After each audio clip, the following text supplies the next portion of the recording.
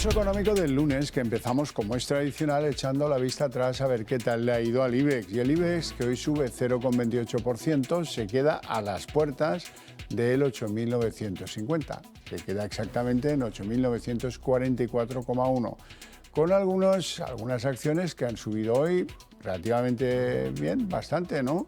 Fluidra 2,30 arriba, Colonial 2,25 arriba, Enagas 1,68 arriba. Por contra, a otros hoy no les ha ido demasiado bien. A quien peor, Acciona, ACS, Acciona es la segunda peor, ACS es la primera peor, 2,25 abajo. En segundo lugar, Acciona 0,84 abajo y en tercer lugar, Indra, que hoy se deja 0,63. Bueno, y a continuación les vamos a adelantar algunos de los temas que van a ser centrales en esta mesa de análisis económico que cada día organizamos para ustedes con los mejores expertos para que desde donde nos vean no se pierdan detalle. Bueno, en esa mesa económica vamos a hablar del anuncio que sutilmente ha hecho llegar Moncloa. Sánchez tomará medidas intervencionistas si persiste el aumento de los precios de la cesta de la compra. Y, en segundo lugar, un tema que a muchos, pues de alguna manera, nos tiene con curiosidad. Brasil y Argentina están dando pasos para una integración económica mayor a la que tienen actualmente. Ambos son miembros de Mercosur y es tener una moneda común. Dicen ambos gobiernos que luego intentarán que otros países, también socios miembros de Mercosur, se vayan uniendo a esa moneda común de los latinoamericanos. Les presento ya a nuestros invitados esta tarde. Don Juan Iranzo, catedrático de Economía Aplicada y director de Armadata. Buenas y frías tardes. Pero muy, muy frías, y encantado de estar aquí con los televidentes que estarán más calientes en su casa y con ustedes dos, por supuesto. Don Miguel Ángel Cigüéndez. Don Miguel Ángel es la voz del hombre que no tiene frío. Vicepresidente de la SEAFI, consejero de Eurohispano Opciones ICAP. Muy buenas tardes. Pues nada, buenas tardes. Bienvenido. Estamos muy bienvenido y bien hallado. Aquí estamos a una temperatura agradable, con lo cual el frío polar... El problema es cuando sale, ¿no? No, cuando sale. Se pone un gorrito y no hay ningún problema. Bueno, comentábamos don Miguel Ángel y yo al inicio del programa, antes de que comenzara el programa, pero nada, apenas unos instantes antes, que, oye, pues fíjate, el IBEX está al filo de los 8.950.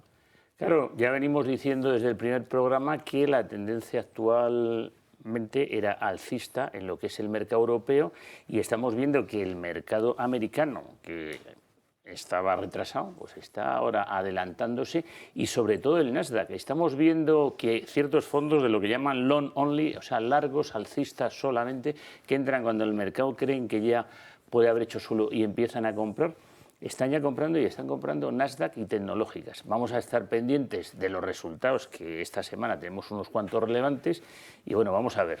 Yo no estoy animando a nada, ni estoy recomendando nada, simplemente el que estuvo comprado a principios de año, pues le irá muy bien. ¿Es momento de entrar? Pues oye, cuidadín, a lo mejor en la tecnología hay que seguir los resultados. Profesor Iranzo. Hombre, yo creo que en general las bolsas europeas han subido, y eso que hoy no teníamos la referencia asiática. Tanto China como Hong Kong estaban cerradas por el año nuevo lunar, efectivamente. El conejo acuático. Más o menos, efectivamente. De tal manera que esta es una perspectiva que se ha perdido, pero evidentemente sí que existen noticias, y luego lo veremos por otros datos, que China, después de haber estado prácticamente estancada en el año 2022 como consecuencia de la política COVID-0, porque crecer un 3% es no crecer para el caso de China, hacía 40 y tantos años que no tenía un dato peor. Y luego, por otro lado, hay que tener en cuenta que en general los resultados de las empresas parece que pueden ser satisfactorios, como ya hemos dicho. Los tipos de interés a lo mejor ya no siguen subiendo tanto, aunque se espera un poquito más, claro, van retrasados los del Banco Central Europeo. Y eso sí, a última hora, pero yo creo que los mercados estaban ya prácticamente cerrados, hemos conocido un malísimo dato de déficit público en Europa y en España. No se está produciendo la consolidación fiscal, sino todo lo contrario. El déficit público de la Unión Monetaria ha superado el 3,3% y el de España el 4,2%. ¿Por qué? Porque hemos dedicado, no quiero utilizar ningún adjetivo, hemos dedicado a las políticas contra la subida de los precios energéticos, etcétera, en Europa 350.000 millones de euros. 350.000, que se dice pronto. Solo en España 38.000. Hemos sido el quinto país en gasto. Y eso que ha llevado, entre otras cosas, que en España, igual que en Europa, la deuda pública haya bajado un poquito porque el PIB ha subido, pero en España estamos prácticamente a la cabeza, el cuarto país también, a la cabeza de la deuda pública, al 116% del PIB frente a un 92% de media europea. De tal manera que eso sí que considero que es un mal dato. Y eso teniendo en cuenta, como hemos comentado aquí en muchas ocasiones, que se ha recaudado mucho como consecuencia de la inflación. Ya lo hemos dicho que la inflación recauda injustamente, pero recauda. Sí, así es. Bueno, pues precisamente ese es el argumento central de lo que se estudia ahora mismo en Moncloa y lo que probablemente hará público Sánchez algún día de estos, que va a tomar medidas de carácter intervencionista sobre el aumento de los precios de la alimentación, la cesta de la compra. ¿Y por qué? Bueno, porque solamente el aumento de los precios de alimentación de la cesta de la compra se están comiendo la rebaja positiva, que era bajar el IVA del gas y la electricidad para hacer que la inflación vaya de baja. Como no bajan los precios de la alimentación, pues algo van a tener que hacer porque no siguen por esa senda, no van a conseguir grandes rebajas de la inflación. Sí, pero que no haga eso, que no intervenga los precios, no toque porque nada. ¿Eso qué va a significar? Sí, casi que no tome. Pero vamos a ver qué debe hacer. Evidentemente no debe de topar los precios. ¿Por qué? Porque se va a contraer la oferta o se va a deteriorar la calidad, obviamente. Eso es de libro. De tal manera que lo que hay que tomar es medidas, claro. En primer lugar, ampliar la bajada del IVA también a los alimentos con proteínas, es decir, a la carne y el pescado, porque además se está produciendo un empobrecimiento de la alimentación española. Estamos volviendo a las pastas, hidratos de carbono, y estamos abandonando las proteínas. Y además los españoles todavía nos negamos a comer proteínas procedentes de insectos. Sí, eso hasta ahora, afortunadamente. Ni con 3 mandatos de Sánchez lo va a conseguir. Y luego, por otro lado, y también lo hemos dicho en muchas ocasiones, hay que mejorar la eficiencia de la regulación, en este caso la distribución comercial. Y voy a dar datos muy concretos que acaba de calcular el Instituto de Estudios Económicos. Si mejorase la regulación, si no se subieran los impuestos, por ejemplo, los plásticos, se queja y el día 1 de enero, no teniendo por qué aplicar ese día la directiva comunitaria, sube sube los precios porque establece un impuesto sobre los plásticos. De tal manera que lo que hay que favorecer es la competencia y hay que reducir regulaciones medioambientales, una vez más, pero ya lo ha calculado, eso cuesta, según el Instituto de Estudios Económicos, unos 3.800 millones de euros. En definitiva, las regulaciones ineficientes cuestan 8.800 millones de euros, de tal manera que si se eliminasen y mejorase la regulación en el sector de la distribución comercial en general, no solo alimentos, el IPC bajaría 1,7 puntos y la renta disponible de las familias aumentaría 470 euros al año. Aumentar la competencia en cosas que no la tienen. Claro, en fin, efectivamente. Y además es que resulta, por eso tome nota, señor Sánchez, que a usted le gusta, según el Instituto de Estudios Económicos, la recaudación fiscal aumentaría en 870 millones de euros al año. Mire, pero eso sí, mejora la regulación, porque de un ranking que se hace de libertad económica a nivel internacional en cuanto a regulación comercial, de 38 países, España está en el 27, está un 15% por debajo de la Unión Europea, de media.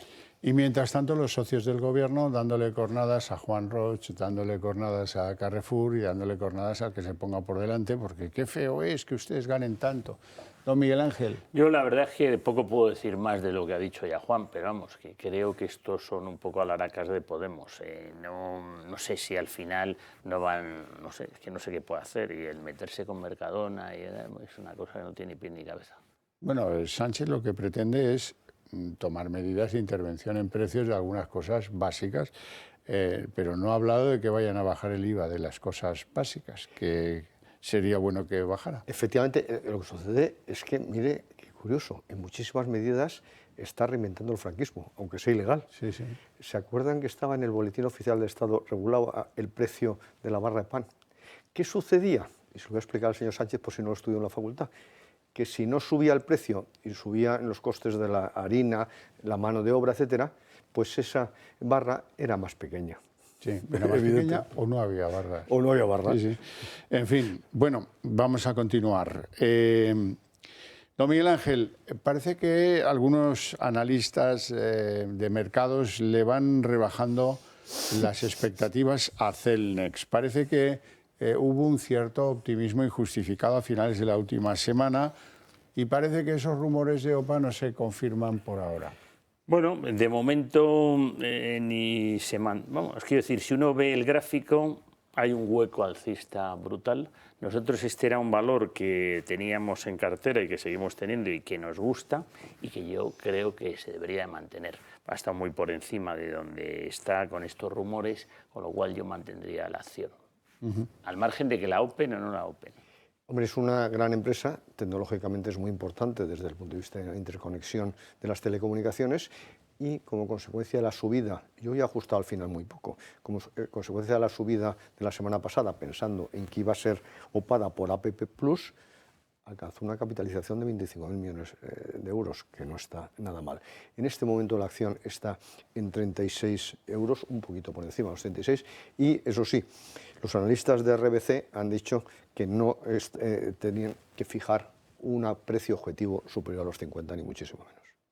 Bueno, pues hablemos, don Miguel Ángel, de A+. Hablemos de A+ y de ese precio de entre 8 y 10 euros. Parece que se la podía zampar un fondo. Luego hablaremos de los fondos que están cada vez más voraces o que deben ver precios relativamente bajos, pero que tienen apetencias por algunas compañías de la bolsa española y de fuera de la bolsa española. Pues A+ está en la misma dirección que los mercados actualmente. Está alcista, ha habido una oportunidad de compra bastante buena y, oye, después de las subidas de la semana pasada, hoy ha seguido subiendo, con lo cual, sinceramente, quien las tenga, que las mantenga. Pues efectivamente, yo creo que es una buena oportunidad y es una buena empresa. Parece, don Juan Iranzo, que hay una ofensiva de los fondos soberanos para empezar a comprar empresas en España. Es que fíjese usted que, sobre todo usted y yo, recordamos el reciclaje de los petrodólares en el año 73, 74, 75 como consecuencia de la subida del precio del petróleo. Pues resulta que vuelve a repetirse la historia. En este momento apenas hay operaciones de fusión, adquisición, como consecuencia en gran medida de la situación económica, de tal manera que eso sí, hay fondos, especialmente árabes, que están reciclando los petrodólares y que han decidido comprarse empresas que sean atractivas por su proyecto, por sus posibilidades y que sean baratas. Y en España pues tenemos bastante. Y han definido incluso los sectores. ¿Dónde quieren invertir? En energía. Y es verdad. Es un sector con bastante potencial. En sanidad. Somos muy eficientes y tenemos un potencial enorme. Grandes empresas sanitarias privadas. Que a la señora Belarra no le gustará tampoco, no le gusta, pero bien. Pero luego las usan, ¿eh? Pero las usan permanentemente, permanentemente. Luego, por otro lado, también las empresas de reciclaje. Estamos a la cabeza del reciclaje de vidrio, incluso de cartón, etcétera. Las tecnológicas, antes lo decía don Miguel Ángel, por supuesto, que las tecnológicas también van a ser objeto del deseo. ¿Y también quién? Las infraestructuras, que parece que estaban un poco olvidadas, pues también. ¿Por qué? Porque empieza a animarse la movilidad tanto de datos como sobre todo ahora de tráfico terrestre. Don Miguel Ángel, fondos soberanos, ¿están ahí esperando como Esperando, bueno, pues ¿por qué está subiendo tanto Europa y Estados Unidos se ha quedado retrasada? Porque Europa se había quedado bastante más barata si la comparamos con Estados Unidos. Nosotros aquí estamos muy cerca de los máximos históricos, en concreto del Eurostock, y sin embargo el SP queda muy lejano de sus máximos. Y bueno, por esas razones los fondos soberanos lo ven interesante y están viendo y oteando en los sectores donde antes mencionaba Juan. Vamos a hablar de uno de los valores que pueda despertar mayor interés porque está en máximos prepandemia. Banco Sabadell. ¿Qué opinan ustedes, don Juan Iranzo? Hombre, pues sobre todo además los lunes tenemos normalmente buenas noticias, porque yo, como todo el mundo sabe, soy accionista del Sabadell, pero evidentemente es un banco que una vez que se ha redimensionado, que ha encontrado su segmento de mercado, que se beneficia de la subida de los tipos de interés, que no tiene apenas morosidad y que se ha hecho prácticamente líder en la nueva financiación empresarial, pues evidentemente sus posibilidades son muy significativas. Es que hay que tener en cuenta que además ha hecho una reestructuración muy importante. Los directores de oficina tienen capacidad de gestionar y conceder créditos eso a empresas que facturen menos de 4 millones de euros, que en España son muchísimas, de tal manera que eso le ha permitido captar una gran cantidad de clientes aprovechando sus oficinas. En otras instituciones la situación es más rígida porque hay que ascender, etc. De tal manera que a mí me parece que se ha reordenado bastante bien, que ha saneado su balance con una serie de ventas, sobre todo en el Reino Unido, y que es un valor que tiene grandes posibilidades, sobre todo en este escenario de tipo de interés más atractivos para la banca. Don Miguel Ángel. Pues este es otro valor que también tenemos en cartera, con una revalorización bastante relevante y de momento seguimos con ella y creemos que efectivamente puede tener revalorización. Vamos, no es que estemos entrando ahora aquí a ser locamente alcistas, porque no, hay que andarse con ojo, vamos a ver los resultados, vamos a ver qué pasa con los bancos centrales la semana que viene y vamos al tran, pero que es un valor que está llegando cerca ya al euro y ahí pues seguramente es una zona de resistencia relevante. O sea que... Bueno, algunos nos dirán, es que solo hablan de buenas noticias. No. Bueno, Ya me Por ejemplo, ¿qué les ha pasado a los planes de pensiones? Pues que el año pasado perdieron un 10% de media de su valor. Claro. Es que no podía ser de otra manera. Si tenemos el año peor casi de la historia o de la centuria de los últimos 100 años de la renta fija y no de la renta variable, pero sí de la renta fija, y hay fondos que tenían el título de conservador y han perdido un 8%, pues imagínense, ha sido un año catastrófico. Lo que pasa es que este año está remontando aceptablemente bien, este mes de enero está siendo muy bueno, no solo para la renta variable, sino también para la renta fija. Con lo cual, con la espera de 1 o 2 años recuperarán parte de lo que perdieron, pero realmente los planes de pensiones en general en España dejan mucho que desear. Hay algunos que son espectacularmente buenos, hay que saber elegir. La gestión de los fondos de pensión. Justo, y los costes de gestión de los fondos, además en situación de pérdida, que eso también habría que darle una vuelta y mejorar la transparencia e información. Pero dicho lo cual, yo creo que hay que tranquilizar un poquito a las personas. En primer lugar, muchas personas conservadoras que han entrado en inversiones en renta fija, les cuesta muchísimo entender cómo han perdido. Claro, han perdido porque los tipos estaban bajos y ahora han subido significativamente. Pero, efectivamente, como muy bien le recomienda don Miguel Ángel, casi no miren su saldo, no se jubilen en los próximos 2 años y aprovechen precisamente esa posibilidad que ya se ha puesto de manifiesto en enero de recuperación. Casi no miren el rejonado que les van a meter por la gestión de esos fondos, eso que además, ha sido bastante infructuosa. Vamos a una noticia, esta vez sí, probablemente positiva, ya veremos. Brasil y Argentina están dando pasos para aumentar su integración económica, ya eran socios de Mercosur, van hacia una moneda común. Efectivamente, siempre lo dijimos en Europa y luego extensible a otros proyectos de integración económica. Para tener un auténtico mercado único hay que tener una sola moneda. Ni siquiera un tipo de cambio fijo, porque el tipo de cambio fijo es fijo hasta que deja de serlo. Y la moneda, incluso en el caso del euro, en el año 2016 estuvo en entredicho y 2012 sobre todo, bueno, pues vamos a ver. Pero dicho lo cual, efectivamente, sí que parece bastante lógico, porque si tienes una sola moneda, los precios de referencia son los mismos y la información sobre los precios es importante, que no quiere decir que sean iguales, que está en la misma moneda y por tanto puedes comparar unos precios con otros. En segundo lugar, no tienes el coste de transacción. Para comprar en otro mercado no tienes que cambiar divisas, que eso tiene un coste. Y luego, por último, hay que tener en cuenta que eso elimina un riesgo. Cuando vamos, por ejemplo, al Reino Unido y vemos una prenda cara que está al límite de lo que nosotros queremos gastar y no tenemos libras para pagarlo, al final, ¿qué hacemos? No lo compramos. ¿Por qué? Porque no sabemos muy bien cuando nos facturen a cuánto se va a aplicar. Por tanto, el riesgo cambiario va en contra del comercio. Para tener un auténtico mercado único hay que tener una sola moneda. Dicho lo cual, no es fácil tener una sola moneda como estamos viendo. Sobre todo en casos en los que un país tiene unos 180 de inflación y el otro es de los mejores de la región. Desequilibrios en materia... son imprescindibles. Tremendo. Y aquí hay una diferencia espectacular, sobre todo entre la inflación de Argentina y de Brasil y la deuda y el déficit público. Claro. Por tanto, eso yo lo veo muy complicado y de hecho todos los currency board y todos los intentos que ha hecho Argentina, incluso de dolarización, pues le han salido mal. ¿Por qué? Porque es un país desequilibrado. Hombre, la verdad es que el deseo, yo me alegro...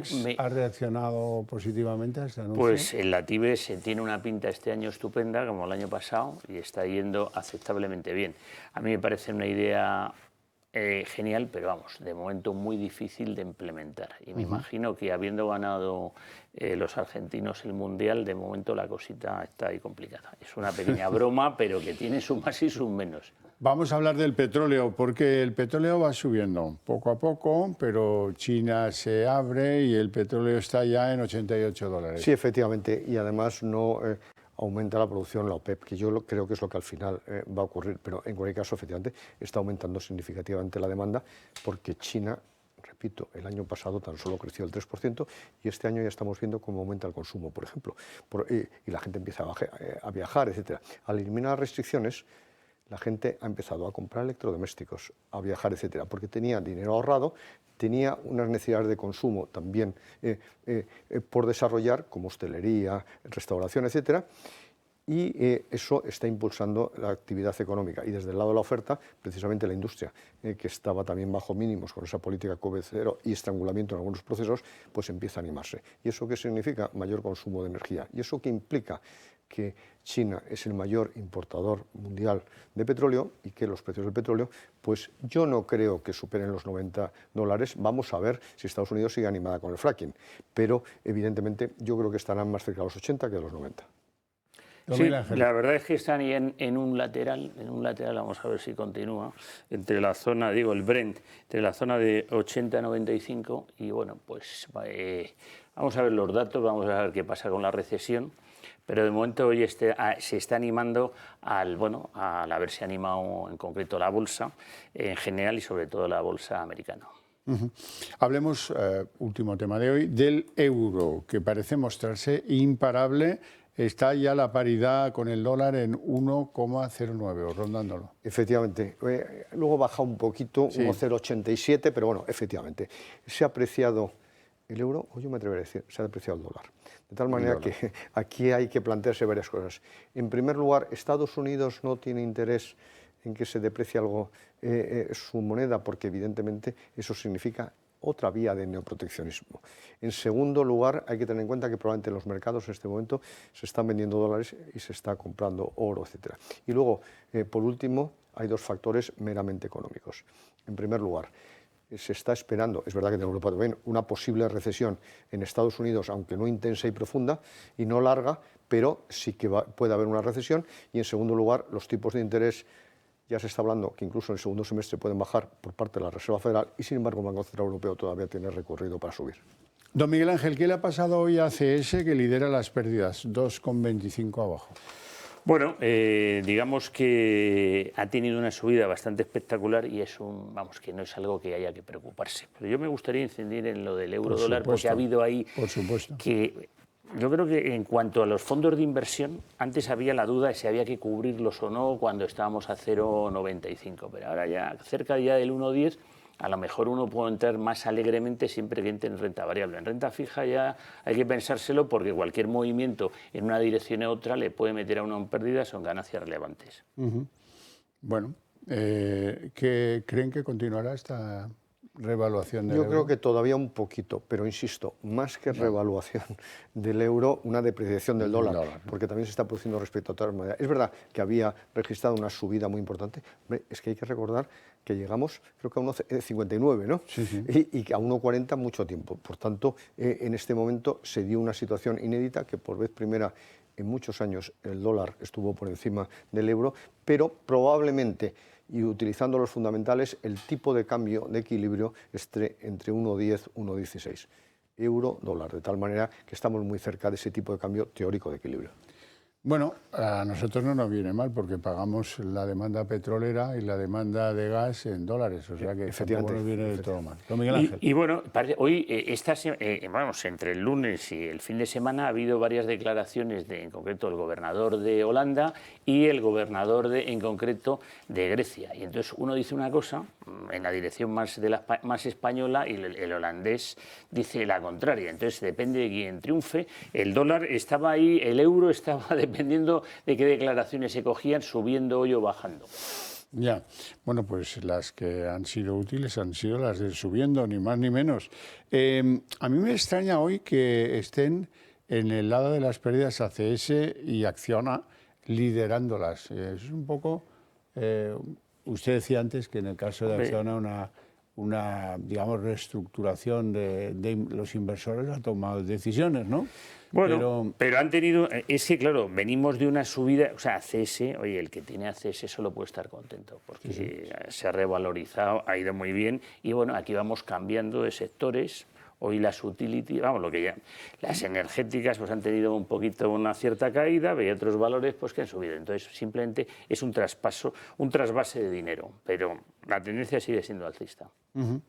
Bueno, pues no tenemos tiempo para más, lo vamos a ir dejando aquí. Yo les agradezco mucho a ustedes dos que a pesar del frío hayan querido estar en el calor del Pulso Económico. Gracias también por sus opiniones, gracias a ustedes por su interés desde sus hogares.